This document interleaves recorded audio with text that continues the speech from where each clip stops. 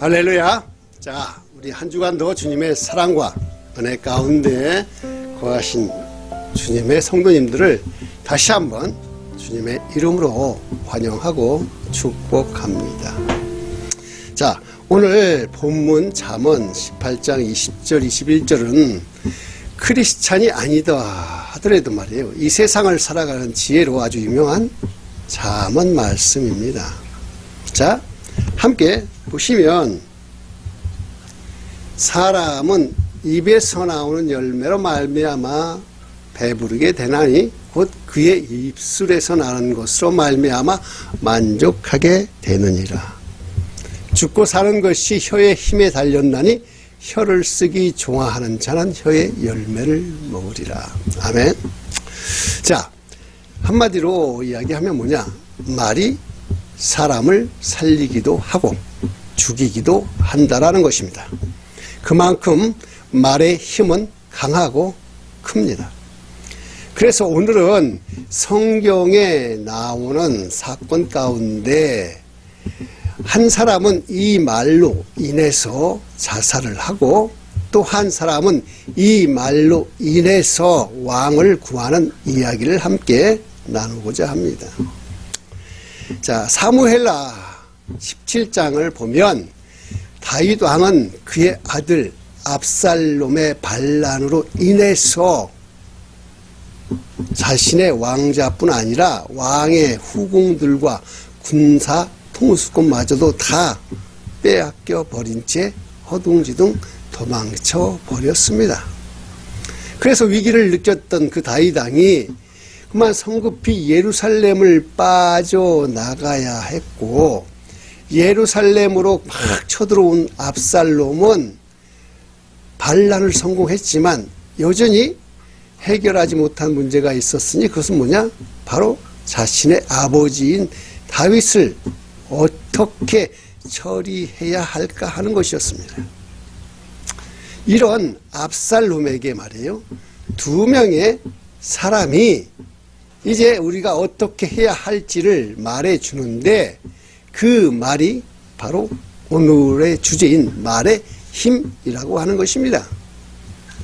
어떤 말을 해야 사람을 살리고 또 어떤 말을 해야 사람을 죽이는지에 대해서 우리가 함께 사무엘하 17장의 본문을 살펴가면서 그 말 속에 역사하시는 하나님의 지혜와 능력을 통해서 오늘도 큰 은혜 받는 시간 되기를 주님의 이름으로 축원드립니다. 자, 먼저 압살롬에게 계략을 말해주는 인물이 누구냐 하면, 보시는 바와 같이 한 사람은 다윗의 오른팔이라고 했던 아히도벨이라고 하는 사람, 그리고 또 한 사람은 뭐냐? 다윗의 벗 후세라고 하는 사람입니다.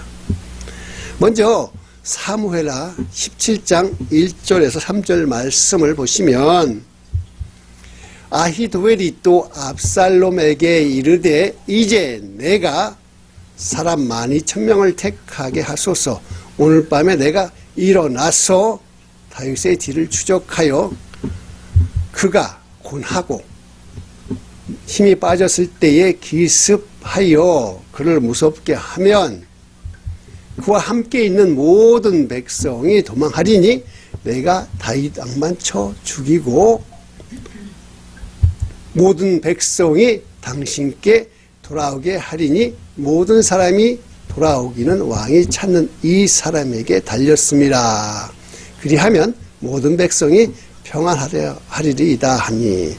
자, 이 말은 뭐냐면, 압살롬은 처음에 이 아히도벨의 이 계략을 들었을 때에 그의 신하들과 함께 의논할 때 이 말씀, 이 계략이 맞다라고 옳게 생각했다라는 겁니다. 그래서 압살롬이 이 말대로 그냥 실행을 했더라면 다윗은 그날로 추격당해서 그의 군대를 괴멸시키고 다윗도 죽을 수 있었다라는 것입니다. 그런데 이것을 곧바로 실행하지 않은 것은 압살롬 마음속에 한 가지 걸리는 것이 하나 있었는데, 그것은 뭐냐? 그것이 바로 이 계략대로 성공하면 압살롬 자신이 영광을 갖는 게 아니라 이 계략을 세워서 이대로 한 아히도벨이 영광을 갖게 된다는 것을 생각했기 때문에 그래요. 그래서 잠시 이 계략을 잠깐만 기다려봐라 하고 또 다른 한 사람인 후세의 계략을 듣기로 했어요. 자, 그렇다면 그 후세는 어떠한 말을 했을까요?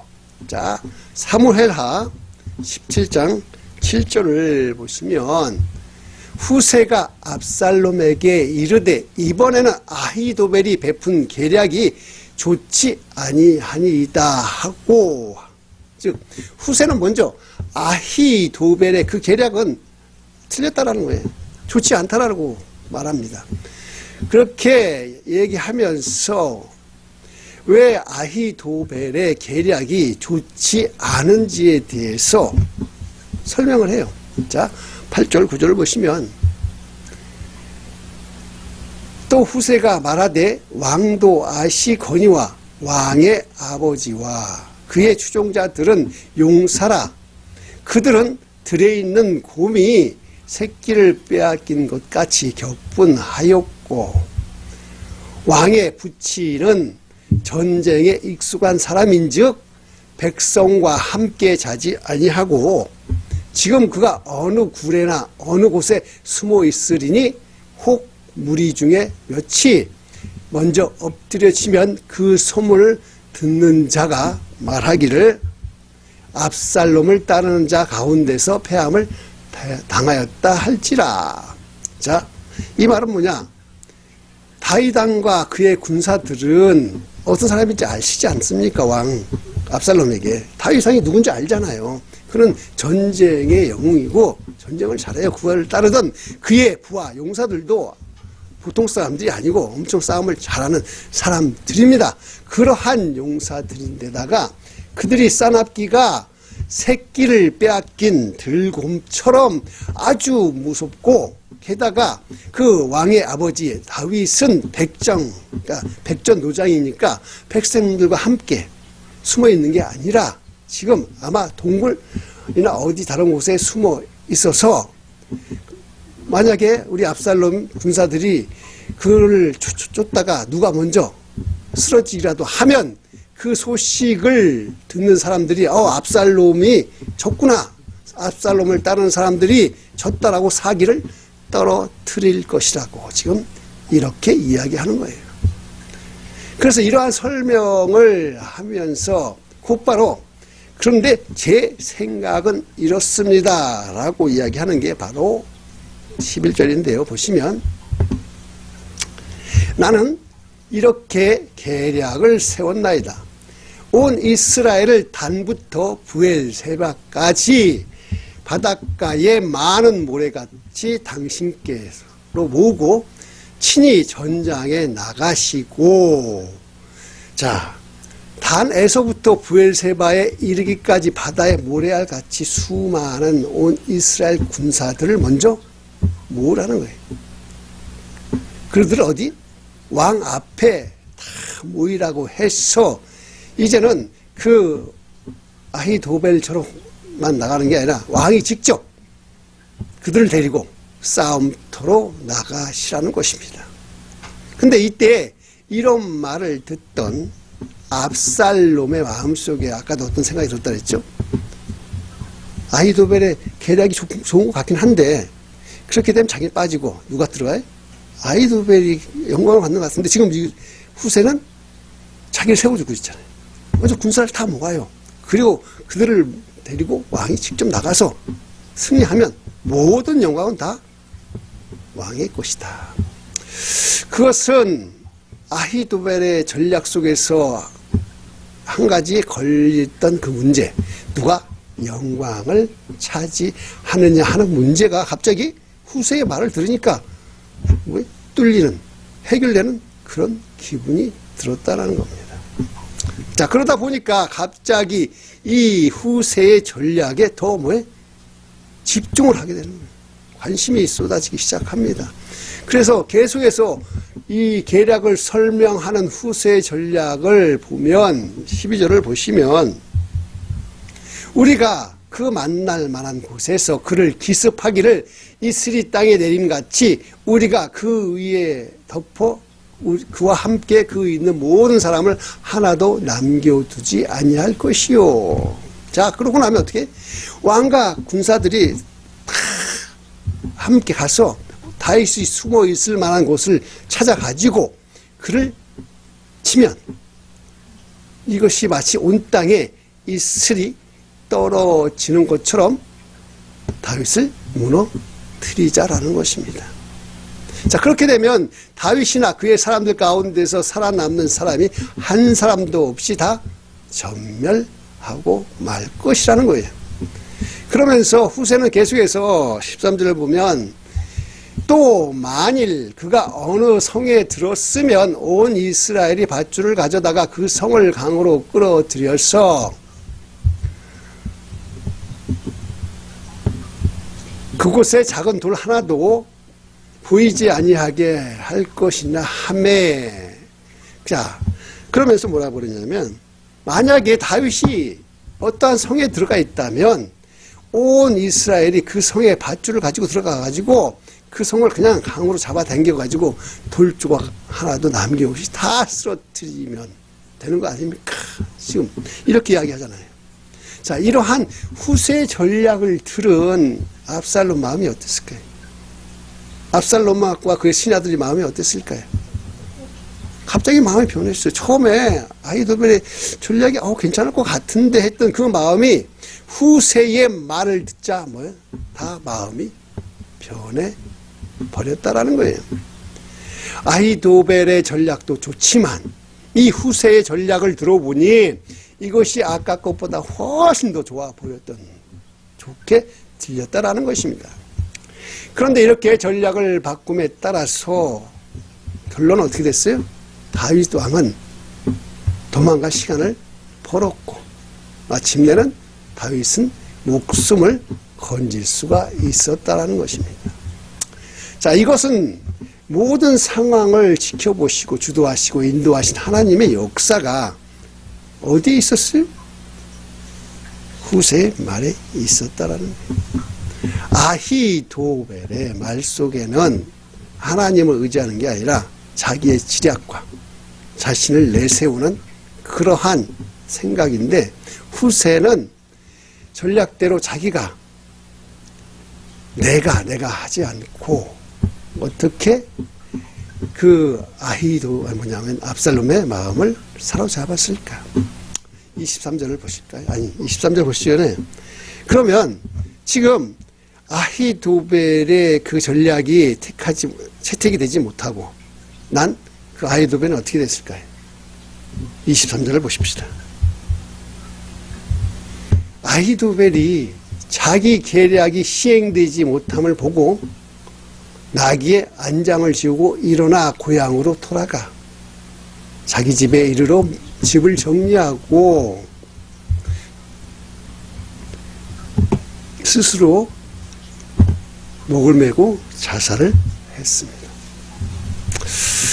자, 그래서 아히도벨은 자신의 그 지략, 자신의 말로 인해 갖고 결국 어떻게 됐어요? 결과가 자신이 자살을 했어요. 결국 자신의 말로 인해 자신이 죽은 겁니다. 그러나 후세는 자신의 말로 인해서 누가 살았어요? 다윗이 살았던 것입니다. 즉 말로 인해서 한 사람은 죽고 말로 인해서 한 사람은 살았답니다. 자, 우리 사랑하는 성도님 여러분, 이처럼 같은 상황 속에서도 어떠한 말을 하느냐에 따라서 죽을 수도 있고 살릴 수도 있습니다. 자, 오늘 본문을 보시면 아히도벨의 말을 잘 살펴보면 뭐냐? 그는 늘 말할 때 어떻게? 내가 이렇게 하겠습니다 라고 자신의 말을 자신 중심으로 내보는 해요. 자, 이것은 자신을 어떤 권위가 있는 인물로 정해놓고 지금 뭐 하고 있어요? 그렇게 말을 하고 있는 거예요. 날 중심으로 해서 이야기를 하고 있는 거예요.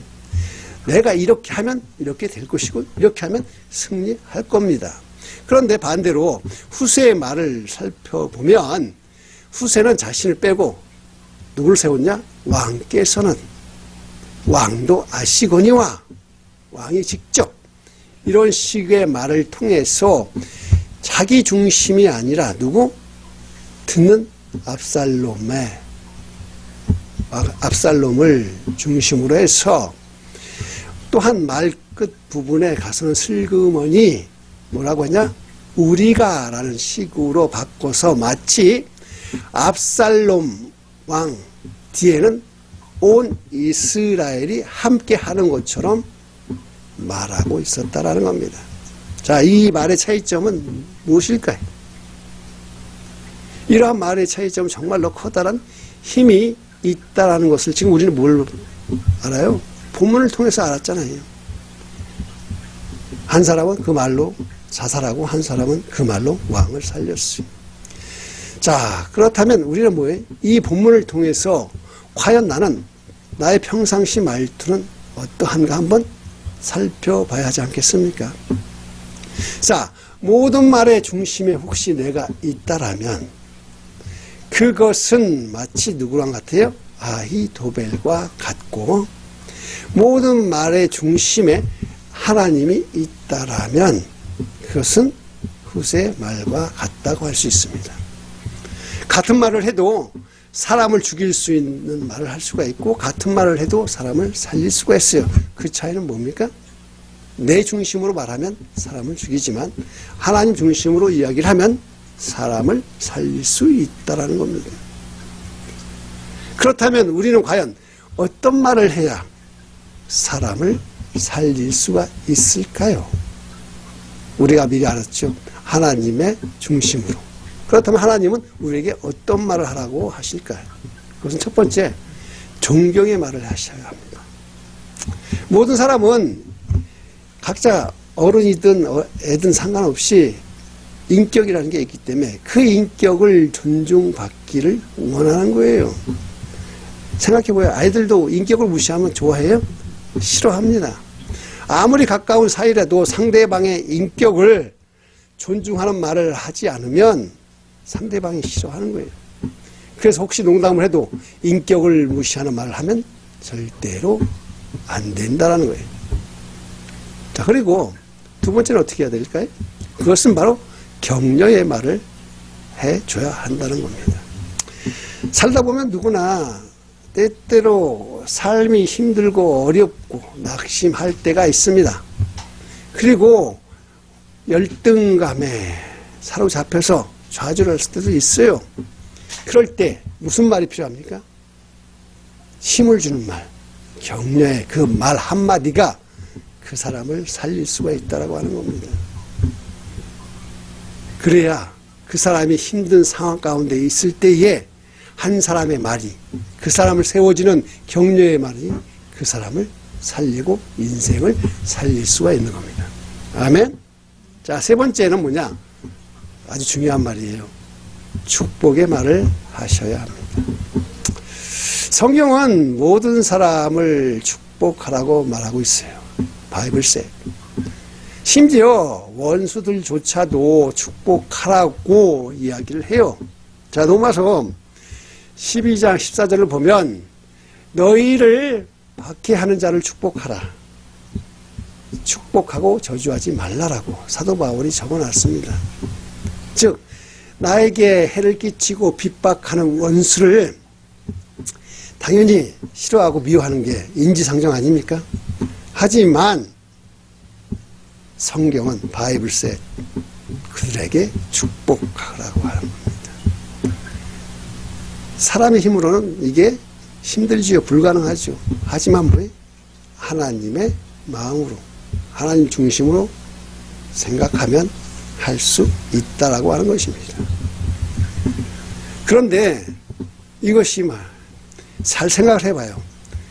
나를 힘들게 했던 그 사람들에게 저주가 아닌 축복을 해주면 이것은 그 사람을 위해서가 아니라 누구를 위해서 같아요? 바로 나 자신을 위해서. 하라고 하는 것입니다. 내가 그 사람이 미워서 나쁜 말을 하고 미워하는 말을 하면 내 마음이 지옥이고 나부터 손해를 보기 때문에 그랬어요. 하지만 축복의 말을 하면 그 축복이 돌아와서 누구에게? 나에게 다시 온다라는 것입니다. 그리고 중요한 네 번째는 생명의 말. 생명의 말이 뭡니까? 살리는 말, 말씀이죠. 복음을 전해야 한다라는 겁니다. 우리가 할 수 있는 최고의 살리는 말은 바로 복음 전도라는 겁니다. 복음 전도.